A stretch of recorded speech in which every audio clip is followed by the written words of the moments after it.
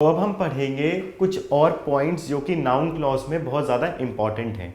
यानी कि अभी तक हमने पढ़ा नाउन क्लॉज क्या है, कैसे उसको आइडेंटिफाई किया जाता है। अब हम देखेंगे कि नाउन क्लॉज को और कहाँ कहाँ यूज़ किया जाता है एंड देन एग्जाम्पल के थ्रू उसको और अच्छे से समझ पाएंगे। जैसे कि देखिए, since the noun clause does the work of a noun in complex sentence, यानी कि जब एक कॉम्प्लेक्स सेंटेंस होता है उसमें नाउन क्लॉज एक नाउन का काम करता है। ठीक है, so we can say it can be, वो क्या हो सकता है, the subject of a verb. यानी कि हमने नाउन क्लॉज में अभी तक देखा कि जो हम नाउन क्लॉज ढूंढते हैं वो वर्ब के लिए क्या ऑब्जेक्ट का काम कर रहा है एंड देन हम उसे कहते थे कि वो नाउन क्लॉज है। लेकिन अगर कॉम्प्लेक्स सेंटेंस में क्योंकि नाउन क्लॉज नाउन का काम करता है तो उसको हम as a subject of verb भी यूज कर सकते हैं। जैसे कि एग्जाम्पल देखिए, what he said was true. तो यहां पे हम लोग देख सकते हैं कि जो नाउन क्लॉज हमने ढूंढा है वॉट ही सेड, ये वर्ब के लिए सब्जेक्ट का काम कर रहा है।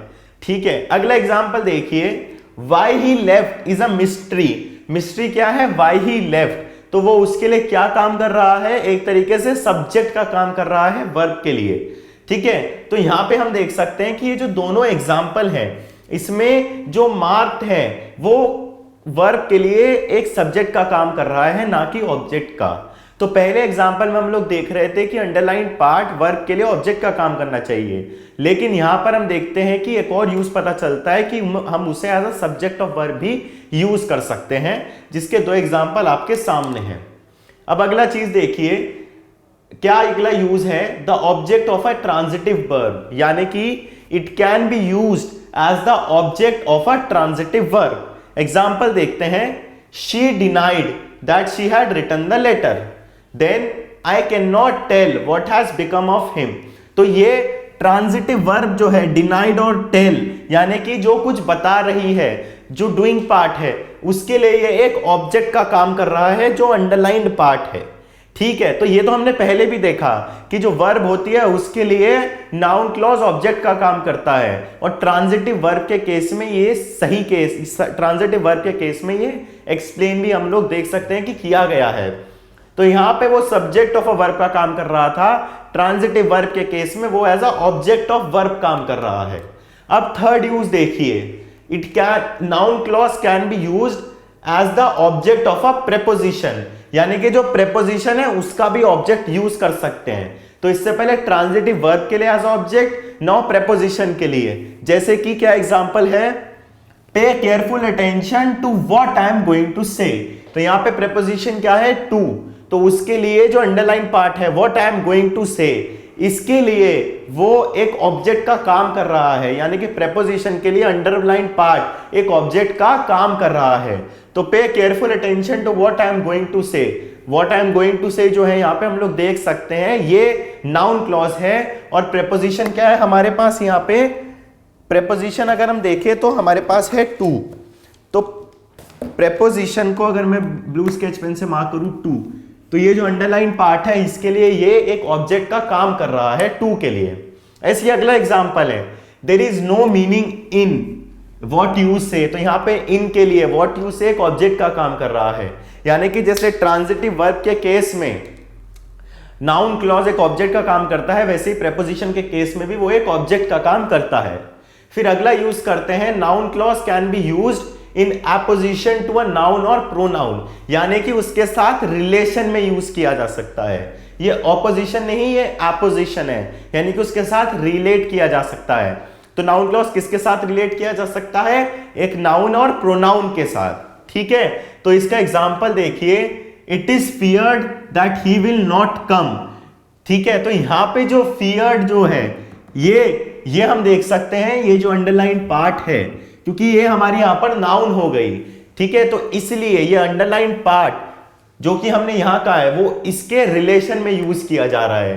तो फियर्ड यहां पे नाउन है, तो इसके रिलेशन में क्या यूज किया जा रहा है, that he will not come. ऐसे ही यहां पे ये जो दोनों चीजें हैं, फियर्ड और अनफॉर्चुनेट, यानी कि जो नाउन जो हमारे सामने आई है, ये रिलेशन में काम कर रही हैं नाउन क्लॉज के, जैसे कि that he will not come, that you were absent, तो इसके लिए क्या काम कर रही हैं, ये देख सकते हैं हम रिलेशन में, एपोजिशन में काम कर रही हैं।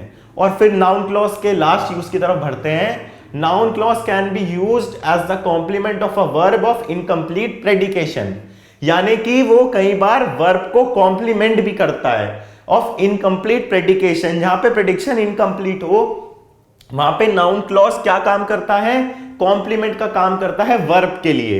जैसे my believe is that he will not कम, तो यहां पर हमें क्या दिया गया है कि मेरा बिलीव क्या है, दैट ही विल नॉट कम। तो इसमें जो ये पार्ट है दैट ही विल नॉट कम, ये वाला जो पार्ट है ये हमारा नाउन क्लॉज हो गया, ठीक है। और ये किसे कॉम्प्लीमेंट कर रहा है, बिलीव को कॉम्प्लीमेंट कर रहा है, यानी कि ये वर्ब को कॉम्प्लीमेंट कर रहा है। इसमें इनकम्प्लीट प्रेडिक्शन है, पता नहीं शायद आ भी जाए या नहीं आए, लेकिन जो पार्ट अज्यूम कर रहे हैं वो नहीं आएगा, तो वर्ब को कॉम्प्लीमेंट करने का काम यहां पे नाउन क्लॉज कर रहा है। तो बिलीव को क्या कॉम्प्लीमेंट कर रहा है, दैट ही विल नॉट कम।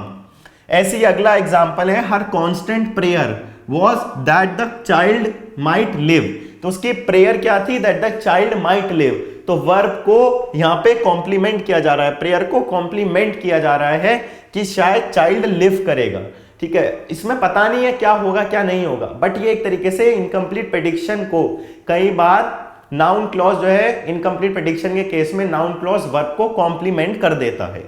तो ये हमारे कुछ यूजेस थे नाउन क्लॉज के। क्या क्या थे एक और बार देख लेते हैं। नाउन क्लॉज एक सब्जेक्ट ऑफ वर्ब की तरह काम कर सकता है, ये काम कर सकता है the object of a transitive verb की तरह, फिर the object of a preposition की तरह, फिर इन एपोजिशन यानी कि रिलेशन टू अ नाउन और प्रोनाउन, और फिर the complement of a verb of incomplete predication. तो ये हमारे 5 यूज हैं जिसमें डिफरेंट तरीके से हम लोग नाउन क्लॉज को यूज कर सकते हैं। अगर आपने यूजेस याद कर लिए तो नाउन क्लॉज आपके लिए बड़ा इजी बन जाएगा, ढूंढना भी पहचानना भी, और कोई स्टेटमेंट दिया जाए बनाने के लिए वो भी बड़ा इजी हो जाएगा। तो ये नाउन क्लॉज का आखिरी पार्ट था, और यहां पे हम अपना ग्रामर का टॉपिक जो कि क्लॉजेस है, जिसमें हमने नाउन क्लॉज, एडवर्ब क्लॉज और एडजेक्टिव क्लॉज को पढ़ा और उसके बारे में कुछ और एक्स्ट्रा इंफॉर्मेशन ली, उसको हम यहां पर आकर खत्म करते हैं। तो ये था आपका ग्रामर का पोर्शन क्लॉजेस।